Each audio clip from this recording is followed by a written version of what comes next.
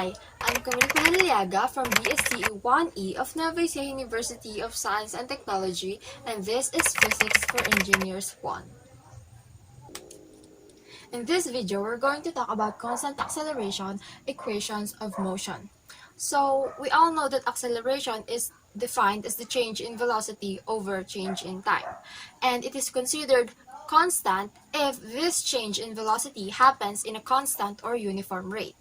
And these equations of motion are here and derived to represent acceleration in a constant rate.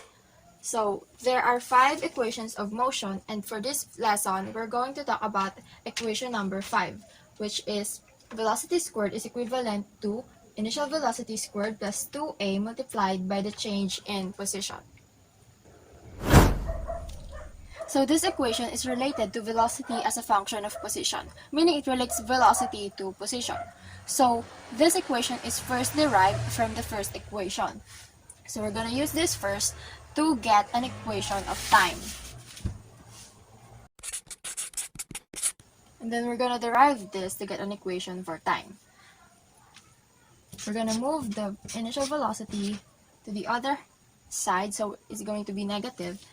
And we will have acceleration multiplied to time on the other side. And to remove the a in this side, we're going to divide both sides in acceleration. So over a, and this will be cancelled. And what we're going to have is time is equivalent to velocity minus initial velocity over acceleration. So now that we have an equation for time, we're going to substitute this in the third equation here. We're going to use this and substitute time in this t.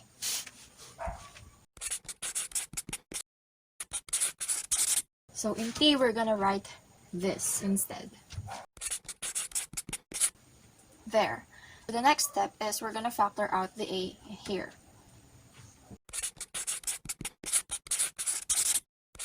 There. And then, we're going to multiply both of this fraction. And these two expressions here using the FOIL method. There. And as we can see, this initial velocity times velocity here have two sets and the other one is negative, so we can already cancel them out. Since we're talking about velocity as a function of position, we're going to leave velocity alone. So we're going to derive this equation again. This initial position will be moved to the other side, so it will be negative. And then what's left here is 1 over 2a multiplied by velocity squared minus initial velocity squared.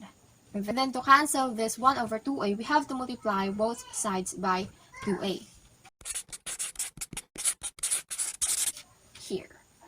And since we're going to leave final velocity squared, we need to eliminate this one by putting it on the other side. So what we're gonna have is final velocity squared is equivalent to initial velocity squared plus 2a multiplied by the change in position. And that is our fifth equation of motion, as we can see here.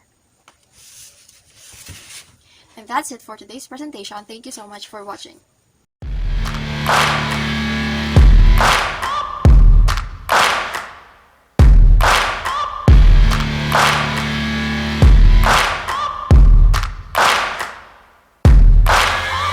Searching for greatness in a sea of the